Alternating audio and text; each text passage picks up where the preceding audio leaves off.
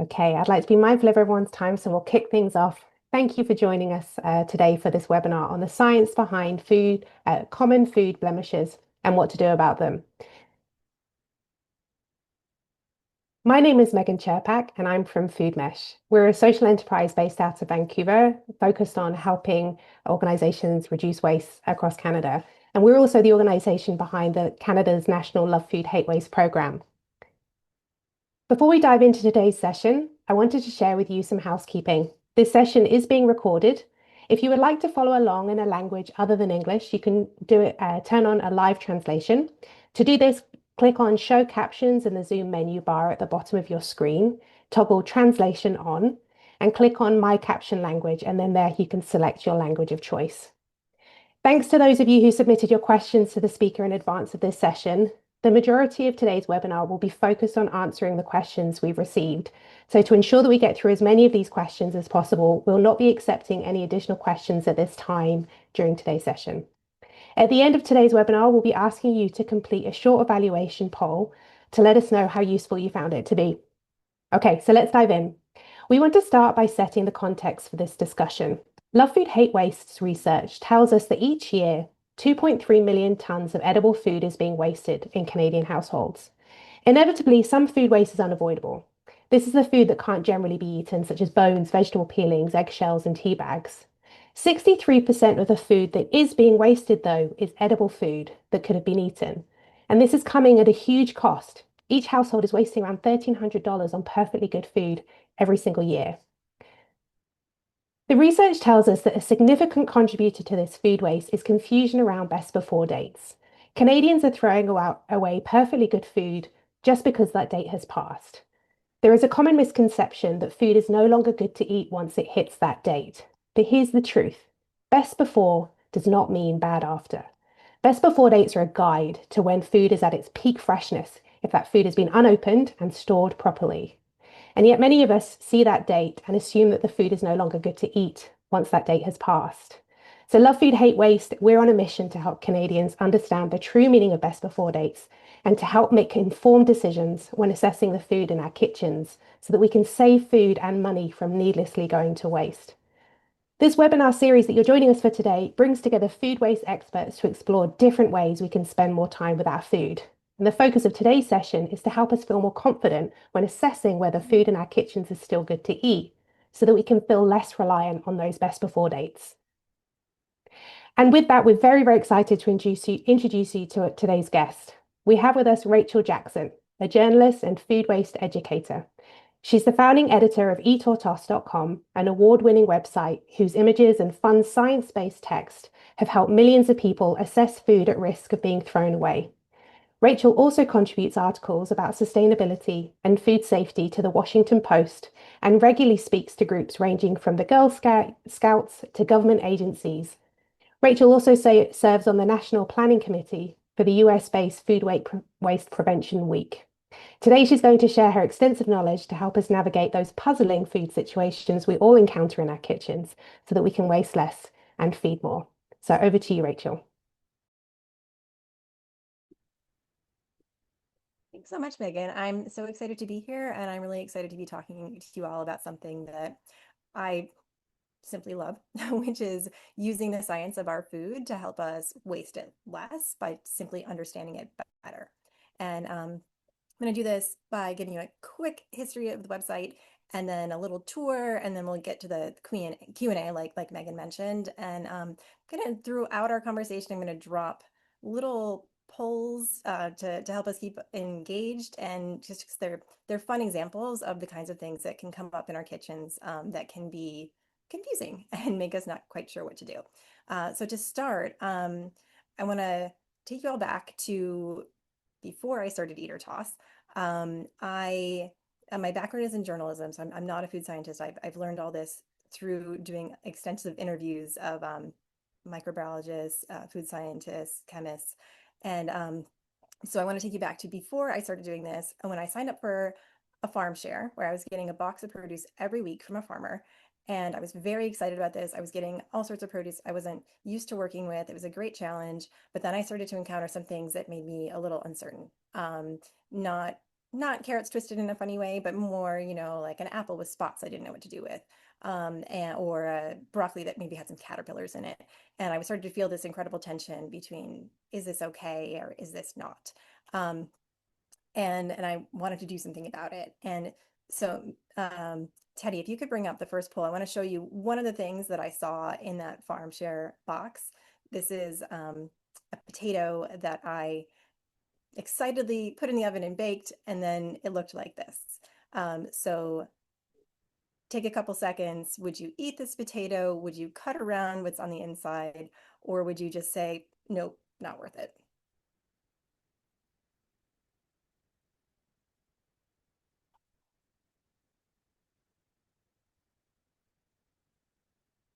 Give me 5 seconds. 1, 2, 3, 4, 5. If it feels right, Teddy, if you could end and let us see how people voted.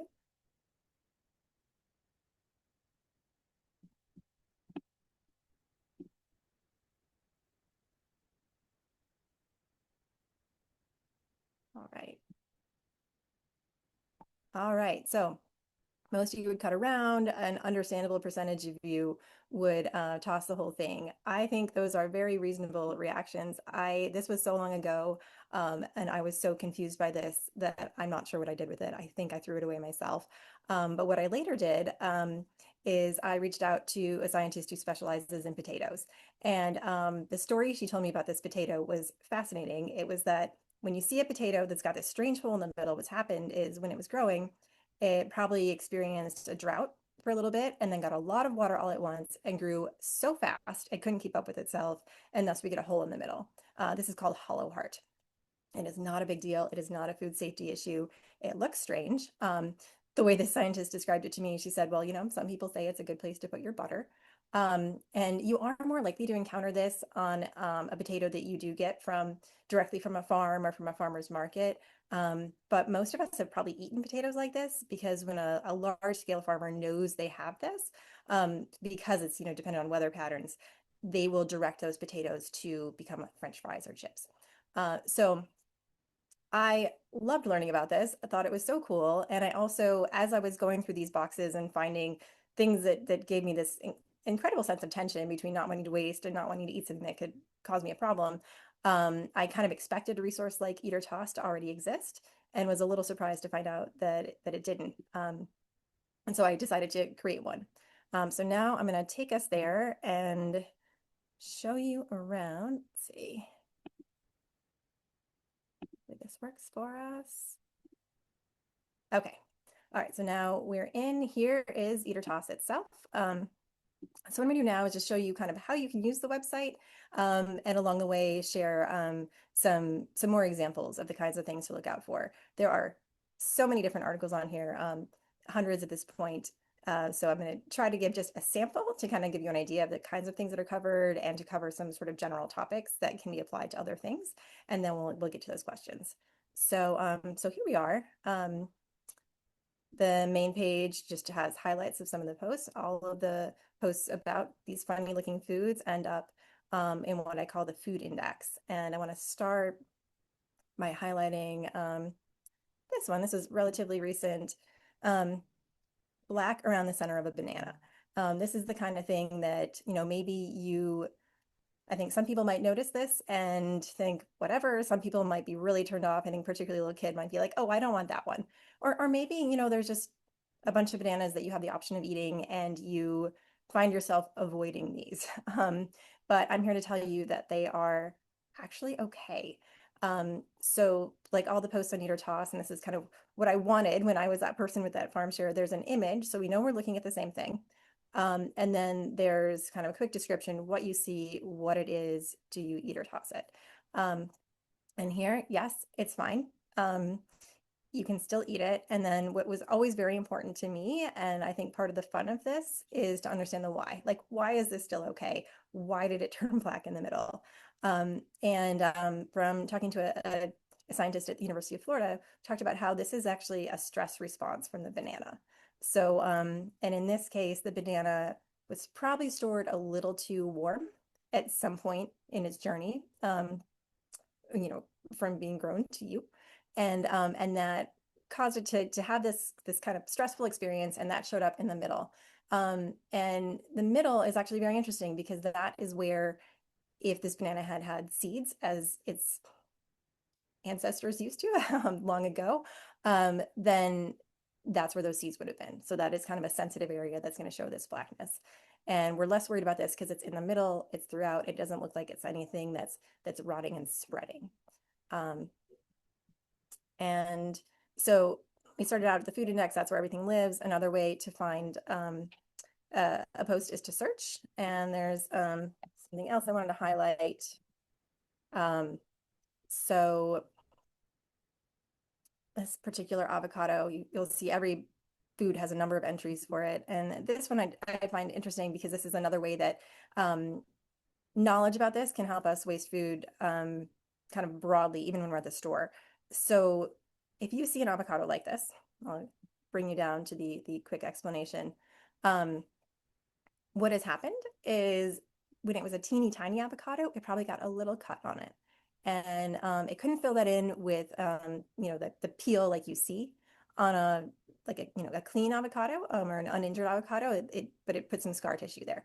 And then it kept growing, and the scar tissue broke, and it grew, and then it kept growing. And so what was once a tiny little injury, probably from a leaf or a stick or something, or branch, grew into this like really interesting pattern.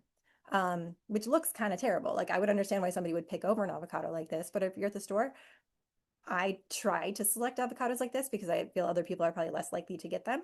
And then I know that maybe I can prevent some waste that way. And here's what it can also look something like this. And one other thing I want to mention, I'm talking about the scientists I interviewed to work on these posts. This one started out with, was emailing with someone at the University of California, and then she sent me to the original research that was done on this was done in like 1929 when it was named carapace spot, because this kind of looks like the back of a turtle, which is a detail that I just love. So the images that you see on Eater Toss are, many of them are mine, many of them come from readers. And I want to go back to the food index and just show one more, which is this one. This is a reader submitted image, black spots on your oranges peel. And so here, a lot of things can cause issues on citrus peels. We talked about, what happens when those bananas are stored too warm, they might get that black center. And if oranges are stored, or any kind of citrus are too cold, they can also have strange things show up. But a lot of things can cause issues on their peels. And in this case, it's hard to say for certain. I kind of went back and forth with a scientist who studies citrus at the University of Florida about this one. And ultimately he was like, I can't say for sure, but it's definitely seems like that could be the work of some tiny critter that was, enjoying the orange peels before we got to them. And that sounds bad. But an orange peel is a thick thing, and it's really protecting the inside of the fruit. So if you do find yourself with an orange like this, the thing to do is just peel it, see what it looks like underneath there. And if it still looks good, then it should be fine. The kind of final task would be to taste it, but I really would not be concerned if you peeled this and it still looked fine on the other side or on the inside. That said, I do like to, speaking of reducing food waste, I do like to candy orange peels, and I would definitely not be interested in candying this kind of an orange peel. So yeah, those are the three images I wanted to focus on the site. Before we dive into all those questions, I did also want to highlight a couple corners of the site. We're focused on these dilemmas today, but I do have a section of what I call use it up recipes, flexipes. These are extremely flexible recipes that are designed just to use up things that are easy to waste. If you have a recipe that you love and you would like to see it shared with a wider audience, I'm always happy to take guest submissions of recipes. And the other thing I want to highlight is these two things at the bottom. If we're not taking live questions today, but if you do have a question that isn't covered, or just something comes up in your kitchen tomorrow and you snap a picture and send it to me, I would love to hear from you about that, and I would love to potentially turn that into a post that could help other people. So this is where you can do it. There's this button down here Similarly, one of the best ways to engage with the site is to subscribe, so you get not too many, but occasional emails. And you can just respond to those emails if you have a specific question, and I'm happy to help. It always helps me actually to hear directly from people because then I know what people are wondering about. So that's the kind of the bulk of what I wanted to cover with the website itself. Megan, I'm happy to hop back over to you, and maybe Teddy, we can, before we go into the next segment, do another one of those polls. This time, this is an apple that a reader sent me that well, I won't say more. So if you cut into an apple and you see this kind of white fuzz in the core, just like this, would you eat it? Would you carefully avoid that white area? Or would you just throw away the entire thing?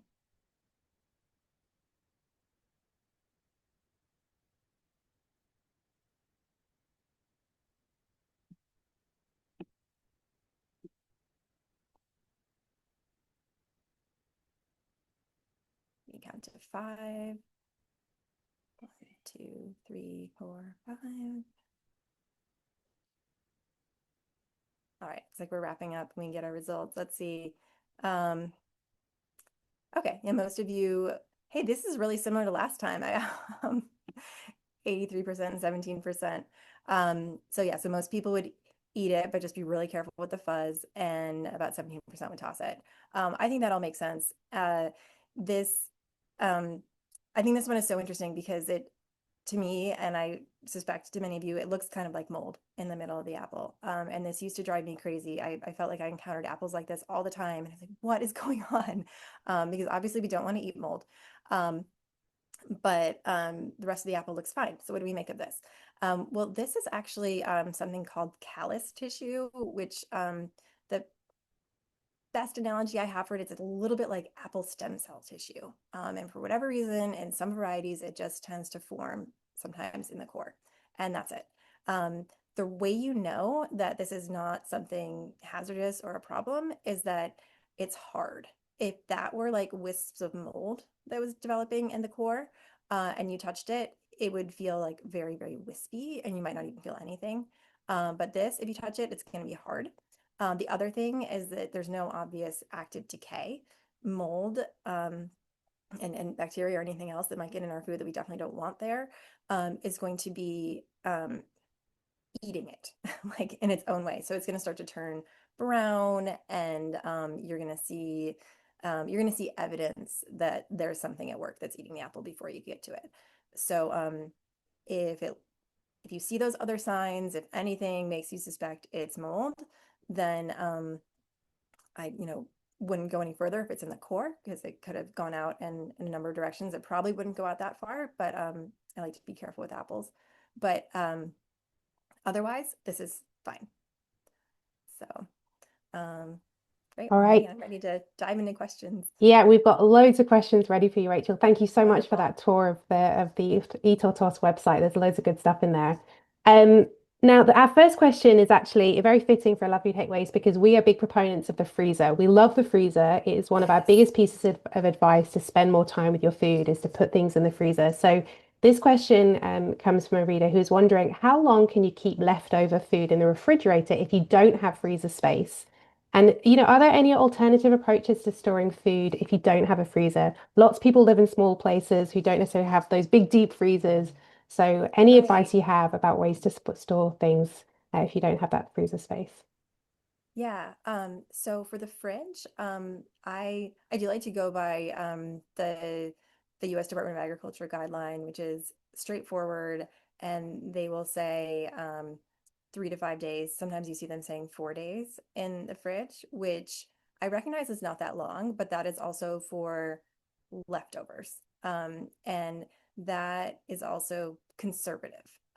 So a lot of the government guidelines on these things, I like to use in my own life, and then set that goal for myself, and then inevitably, if I'm off by a day, give myself that grace because I know that that is a conservative guideline. Um, in terms of, other places to put the food, I think it's important to distinguish between leftovers and a lot of other kinds of food. leftovers are what you want to be the most careful with. And they, can last longer than those guidelines. I personally don't like to push it too much. And the one thing this is, I hesitate on this answer, but one thing that I do like to suggest is to challenge yourself to just not get new food until you've finished it. Because I know that often and that is the trick that works the best in my house. We need to finish this because we have it. And the best way to make sure we eat it is to eat it when it's still fresh. And then delay that trip to the store until it's gone. So, and in terms of not putting things in the fridge, that's a really interesting question. And I think the best advice I can give there is to be careful with the fruits and vegetables you're putting in the fridge, because some of them might seem like they need to go in there, but actually can shorten their lifespans. Avocados will not ripen if you put them in the fridge, but once they ripen, you can put them in the fridge and extend that ripe period. I made the mistake of putting butternut squash in the fridge once, and it got extremely spotty very fast, which was really surprising to me. And then there's some that are a little bit on the line because they're just so delicate that their ideal temperature is actually higher than the fridge's temperature, but they will last sometimes a little bit longer in the fridge versus the counter. It's this whole dance. So It's tricky. Thank you. Great so tricky. answer. Now, you mentioned mold a bit when you were talking about those apples. So I'm interested, should we approach mold? Are there some foods like hard cheese or firm veggies where cutting it off is okay versus food that we should always discard if we spot any signs of mold on it? What's your advice there? Yeah, mold I think is so fascinating. So yeah, the kind of like general safe advice is if it's a soft food and you see mold on it, then that's kind of it. The mold, we talked about, what to look for in an apple if it's a problematic mold, and that's going to be, it's actively rotting and you're seeing evidence of that. And the reason that's happening is the mold is, dropping things into the apple to help it break it down. And those are things we don't want to eat.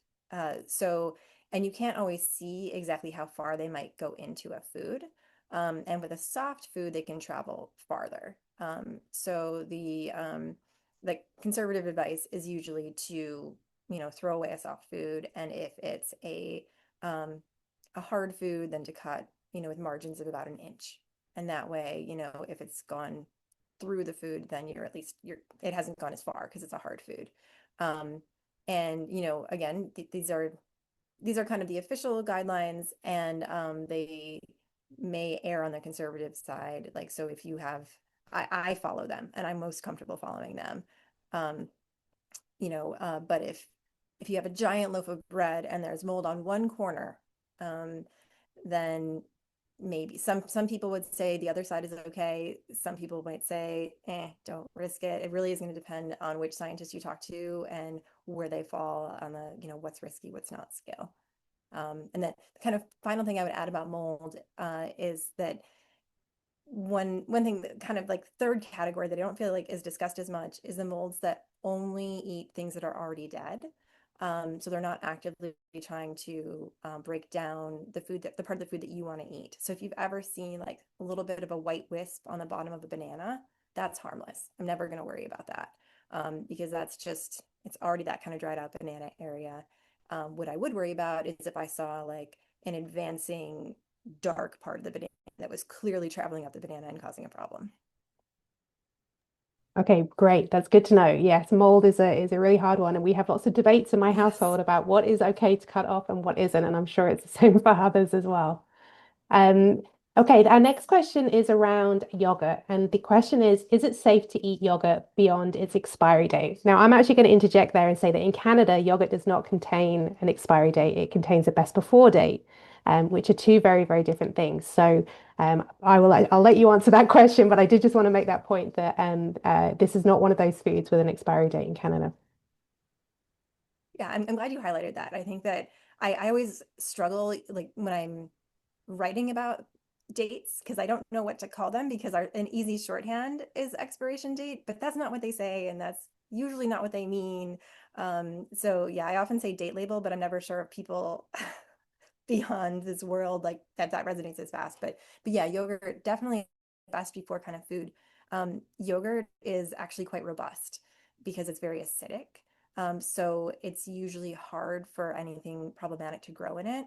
So most often when it's going to go bad, you're going to see it. You're going to see that mold that takes a while to grow, but that can tolerate those more acidic conditions form.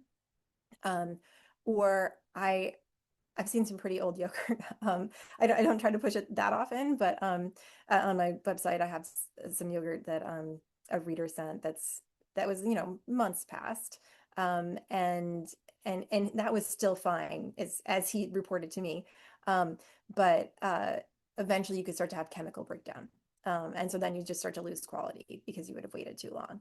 So, but yeah, that's a really good one, because it seems like yogurt would go bad fast, but it really it doesn't. It's just nice and acidic. That's great. What about leafy greens? If they've turned yellow, are they still good to eat? Yeah.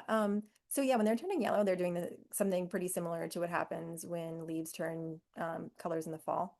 They're just, breaking down that chlorophyll and they're trying to put it to good use because, oh no, they're not attached to the plant anymore and they need to they're still living and breathing and they still need resources. And sometimes they can pull that from the chlorophyll so it starts to break down. Um, and when they start to look yellow, I think they're still fine to eat. I think you should still eat them. The only thing is they were a little bit less nutritious at that point, just because things are breaking down and they're losing some of what they started with. So I'm much more concerned about a kind of slimy bit of lettuce or the slimy spinach leaf or the slimy arugula leaf in the clamshell than one that's turning yellow. That one I'm gonna pick out, and I might even take out, if it's got some neighbors that maybe have some of that on it. I'm not going to stress too much, but that is definitely much more of an issue. Yeah, we love that tip that if you have wilted greens, whether it's lettuce or other kind of greens, and soaking them in icy water is a great way to revive them as well. Obviously, not when they're at the Yeah, slimy stage. Before they're at the slimy stage, right. just a bit Yeah, wilty. We love that. That's a great way of kind of breathing some new life into those greens. yeah, absolutely. Yeah, because they lose moisture in the fridge. It Yeah, just kind of flutters away, and yeah, and they can't get it exactly. back because they don't have roots anymore. So, Yeah. Well, this one always happens in my house because I buy those big bags of potatoes in bulk. And, I hate to admit that sometimes they start to sprout if I don't get to them quickly enough. So tell me, can you eat potatoes that have started to sprout?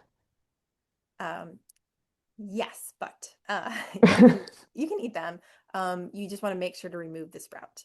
And depending on how advanced the sprout goes, it starts to become up to you how much effort you want to put into this. So the potato sprouts have a toxin in them that we don't want to eat.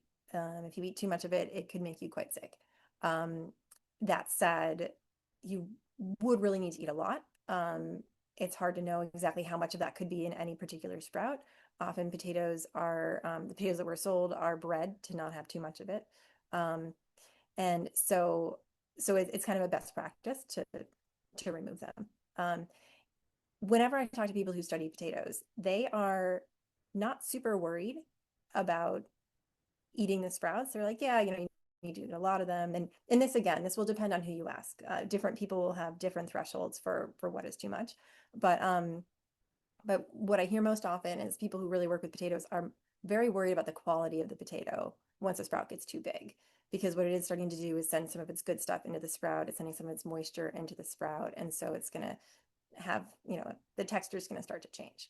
But in the beginning, like when those sprouts are first starting, I'm not going to worry about it.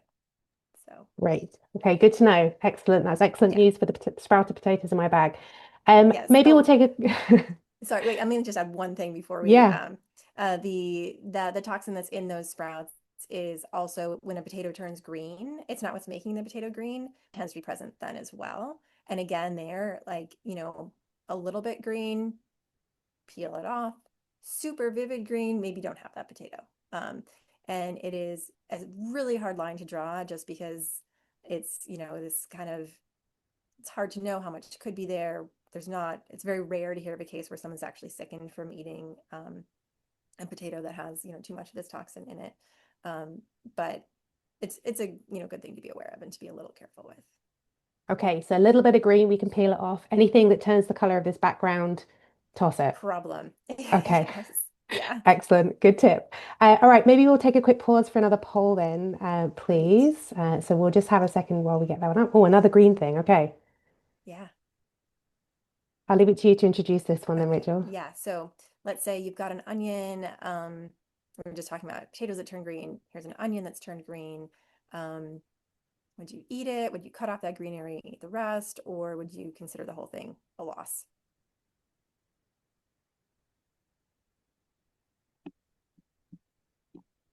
We count to 5.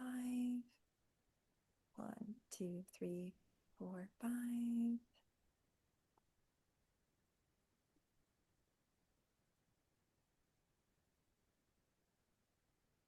All right, so you wait for the results to come in. Okay, let's see. Okay, 71% would eat, 29% would cut it off, and nobody would toss it. All right, great. Yeah. So I always like to, whenever I talk about green potatoes, I like to also talk about other vegetables turning green. So when a potato turns green, it really is the green itself is chlorophyll, and that's just a sign that it likely has more of that toxin in it that you don't want to eat. And again, I'm always worried about demonizing potatoes. Potatoes are great. Don't be afraid of potatoes. That toxin is actually present in all potatoes at a very low amount and contributes to their taste. It's some people like to, one of the scientists I've talked about it likes to kind of view it more as like a dose makes a poison medicine kind of situation, because it's not a problem at those low levels, and might even be beneficial. Um, but we definitely don't want to eat too much of that toxin, and we know it's there in a very green potato. So what about if an onion turned green like this one did, or maybe you've seen the tops of carrots that are turning green, or garlic with some green shading on it. It's not fuzzy mold, but it's just like turning green. In all of those cases, it is simply that there was exposure to sun and or some kind of light. And these are plants, and they thought, oh, hey, um, turn on my chlorophyll and make some energy with this.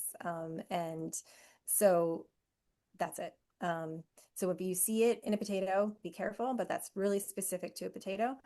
Those other foods, it's okay. So here you could have eaten the whole onion. I don't fault anybody who wants to take off the green part. Allegedly, the green area could taste a little bit more bitter, but I've never noticed that. I mean, by the time you cook it and you put a lot of other things in there, that's never been something that I've noticed to be an issue.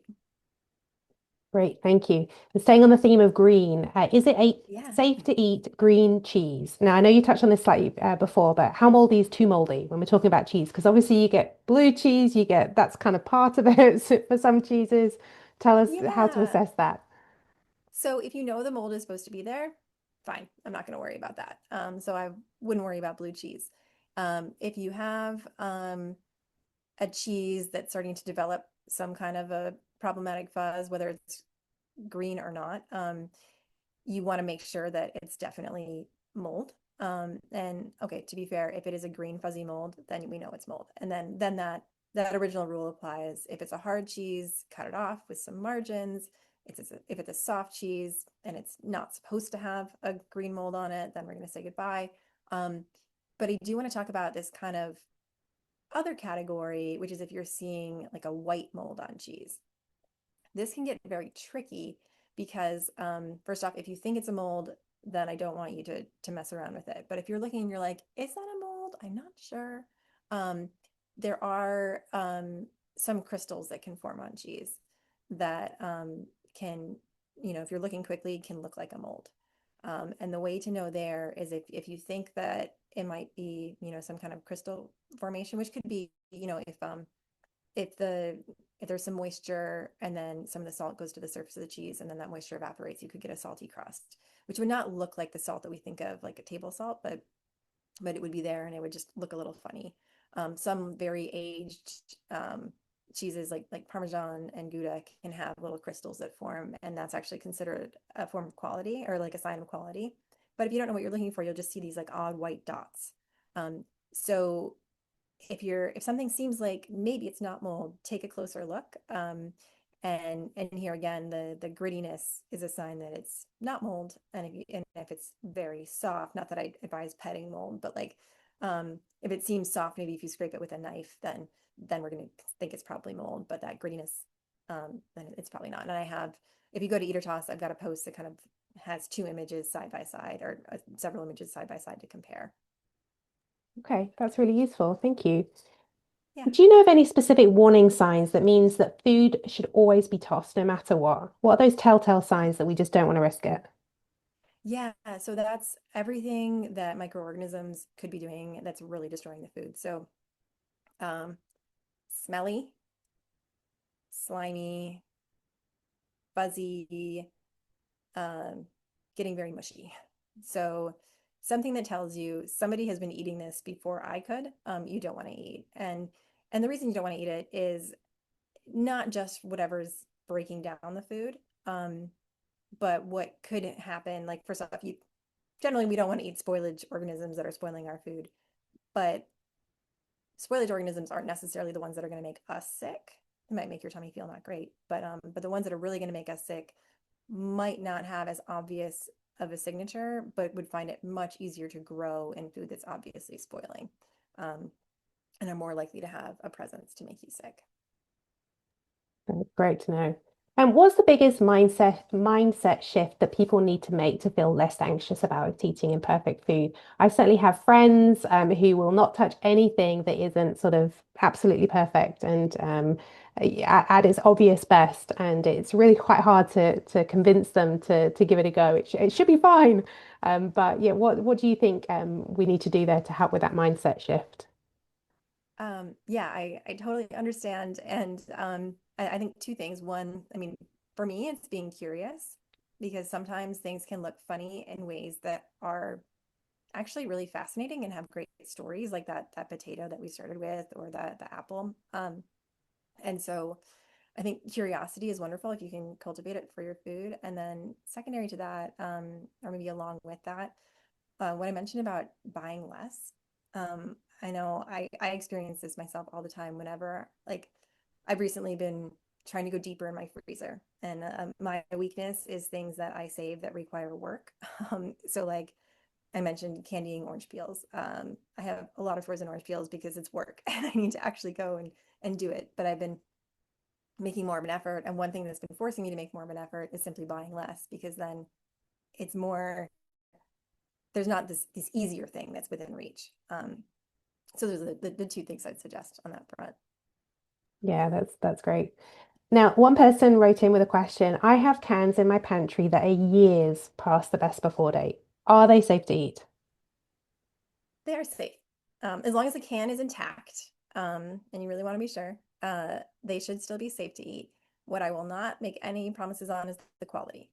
So canned food is considered commercially sterilized, which means it shouldn't have anything that can grow in it as a problem going in, so it shouldn't have anything coming out. Some canned foods can hang on to that quality for a long time. In other cases, you might start to notice that things just don't taste as good. I talked to someone who kind of works in that world who said, maybe like green beans would be a different color. They wouldn't be as bright. Um, I also know someone who went for it with some green beans of I'm not sure how long it had been, and she said they just didn't taste great. And we're talking like years, like an extreme amount of time. On the other hand, I have overbought on pumpkin puree last year and have been making up for it this month. And those cans are, I think their best by date was maybe like March. And of course they're fine. I'm not worried about using them at all. And my muffins are turning out great.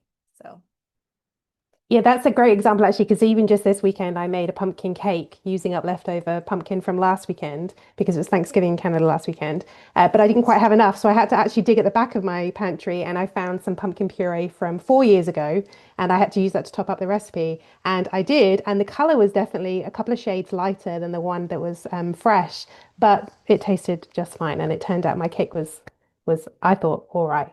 So yeah, that was actually really good to see that comparison between the freshest and the one that was a couple of years past the best before date, and oh, I love and that.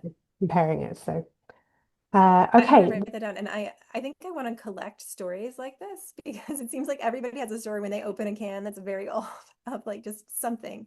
And I like how yours it was visually maybe not as appealing, but the taste was still there, and that's great.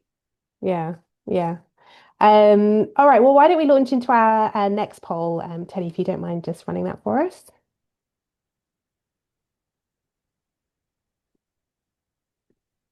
All right, Rachel, I'll hand it over to you to talk us through this one. Yes. Okay. So mine's still loading the picture, but maybe you guys can see it yet, or maybe you probably know what this is. If you've got an old chocolate bar that's got this kind of like whitish cast to it, is that something you can still eat? Or do you want to just avoid the areas that haven't turned white? Or can you cook with it? Would you toss the whole thing? With it?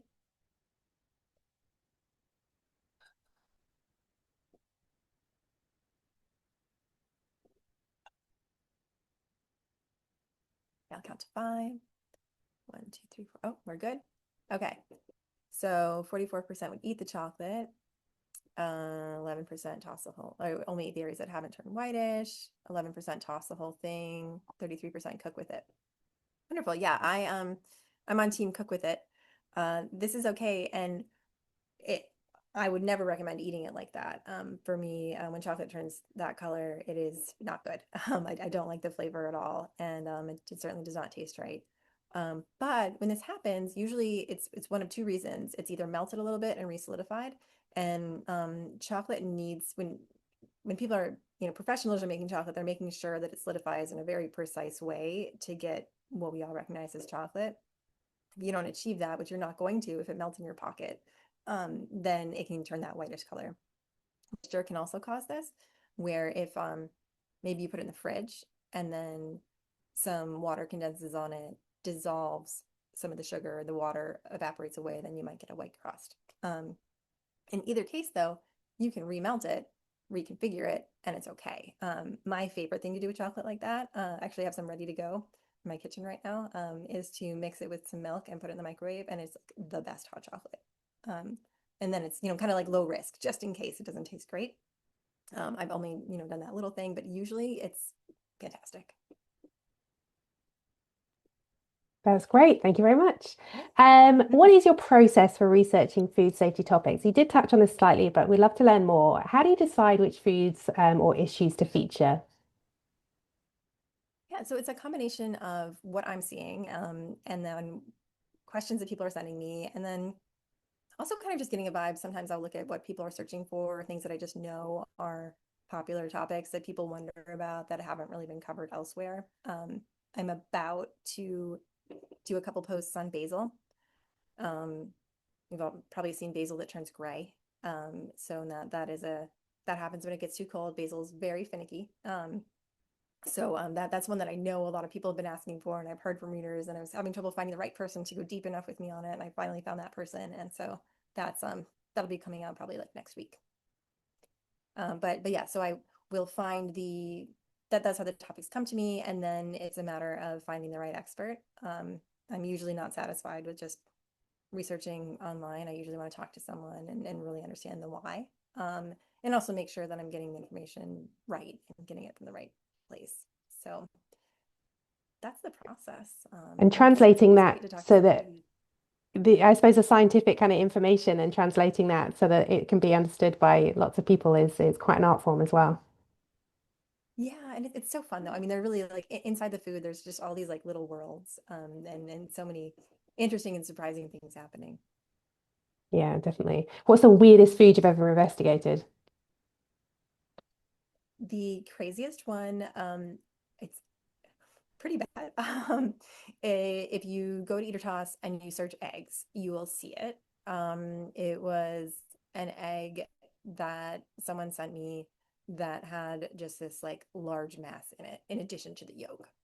And it was alarming.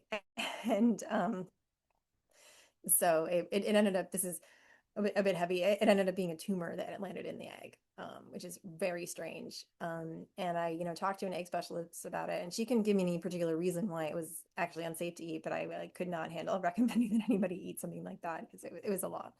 Um, so that is absolutely the strangest. And maybe less gross strange. I think my favorites are color changing foods.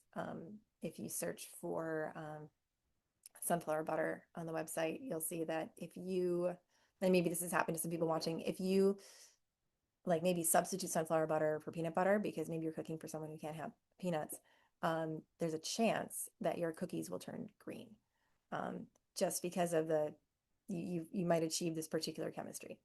which is kind of cool. It's also it's a pretty terrible shade of green. It's green. And if that It's happens, kind it's of still this good like to eat. hunter forest. It's fine. Yeah. Yeah, it's Okay. only just this chemical reaction. It looks, unfortunately it's like kind of like a mold-ish shade, but you know it's not mold because they'll like it'll show up really fast, and mold could not have grown that fast. And it will spread from the middle to the surface. So Wow, I've never seen that or heard of that. That's a really interesting one. If your sunflower seed spread, you use that and it turns green, then it's still yeah, good. Okay, that could be quite great for Halloween though. Maybe it could be the secret ingredient for our right? Halloween cookies. I thought about that. I like it.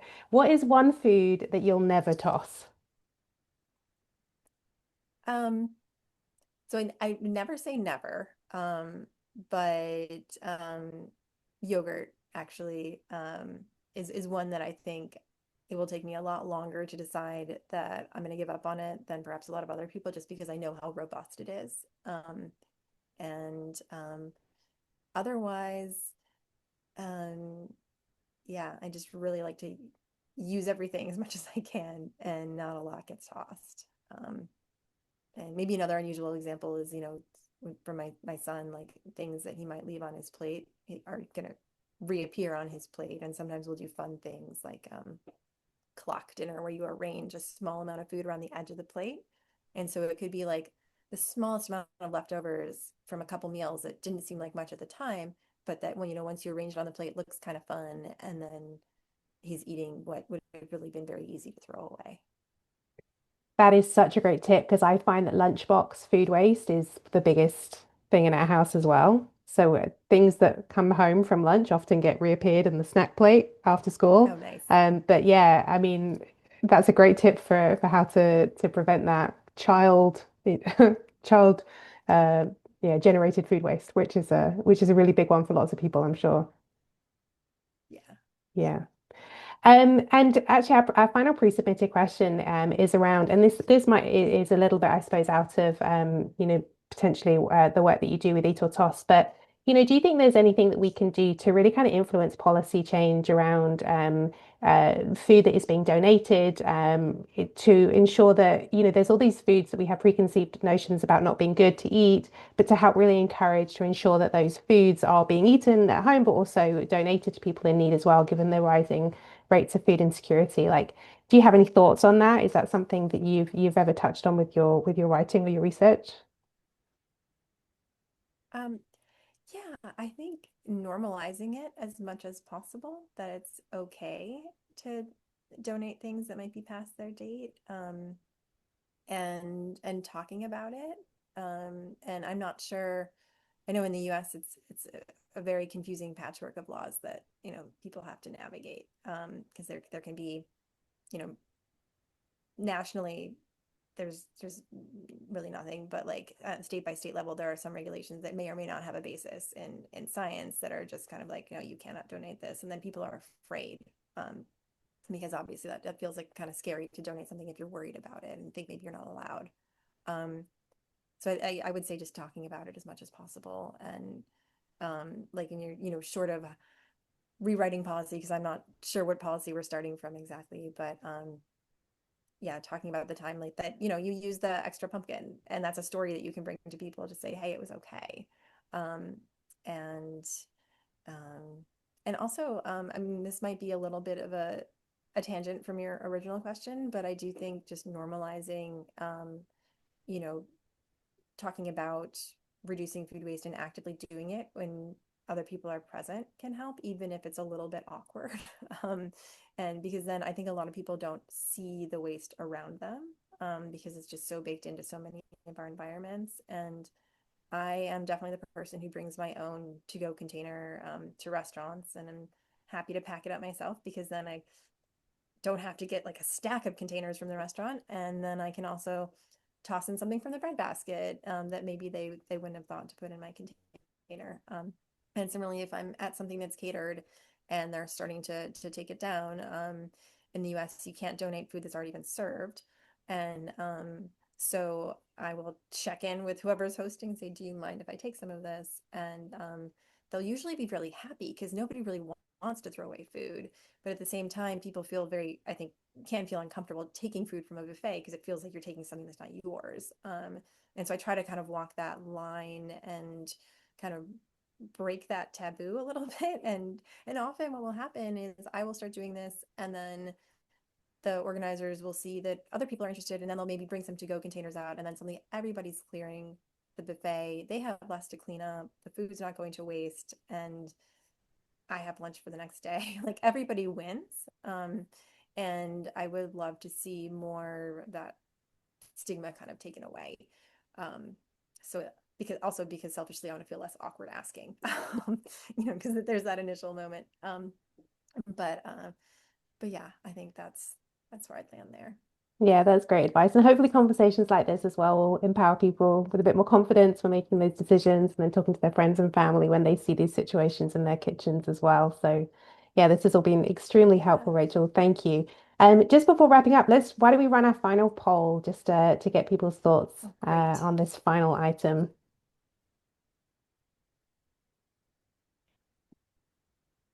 So this should be a mango that's on its way to Yes. us. Yeah, there should be one coming up any second now. I can start describing it because I know it's coming. So this is a mango that you cut into it, and you see this kind of strange white pattern that you weren't expecting. Here we go. We see it now. So okay, it's on its way. So yeah, you're cutting into your mango, you encounter this. Would you eat it? Would you cut around that white area? Would you just forget it and toss the whole thing?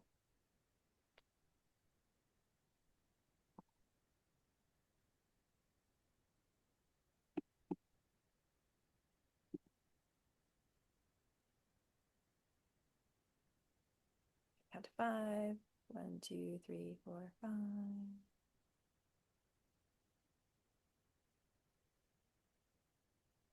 Okay. While we're waiting for the results to come back, I can start explaining what happened here. One of the reasons I like this example is because it tells us a story about what happens to our food before it gets to us. And it looks like, okay, here we go. Let's see. Okay, so nobody's eating the whole thing. 58% are cutting around the white area, and 42% are tossing it.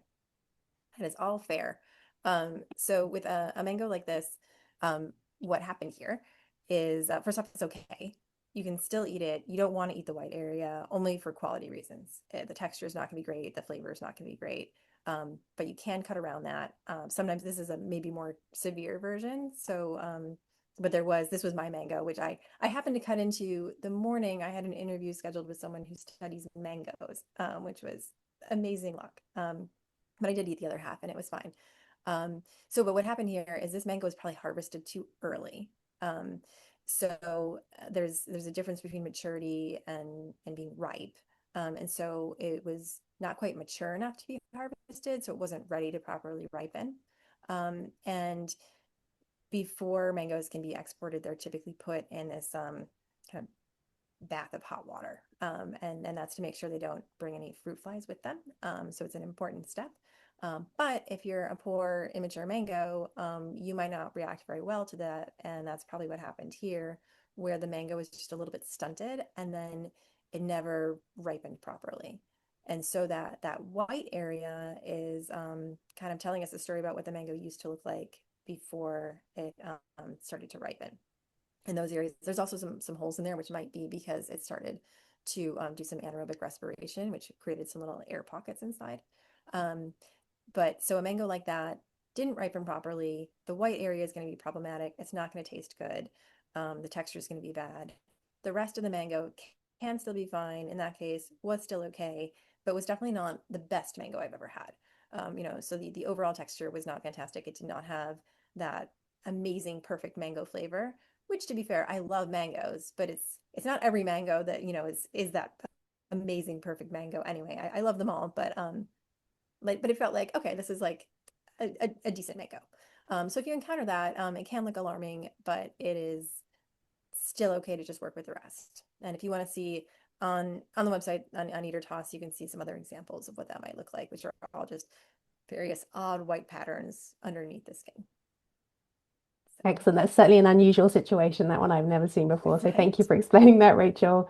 And thank you to everybody for taking the time out of your schedule as well today to join us. I really hope that you found it as informative as I did, Rachel. I feel like I learned a ton from you. So thank I'm you. so glad. And hopefully everybody on the call will take away at least one tidbit of information that can help you find new ways to spend more time with your food.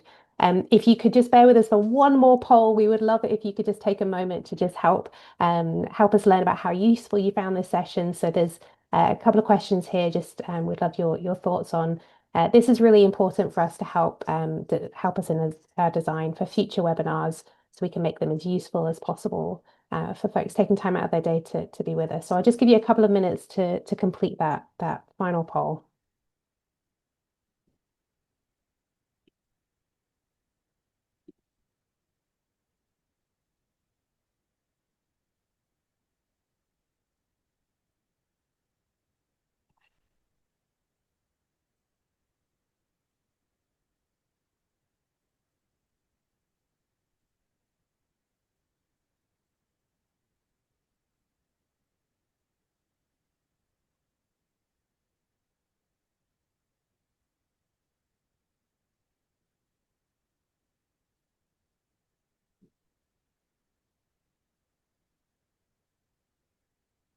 And while you're filling that out, I will just mention that we have one final webinar of the series, which is going to be on Thursday with our friends at Too Good To Go.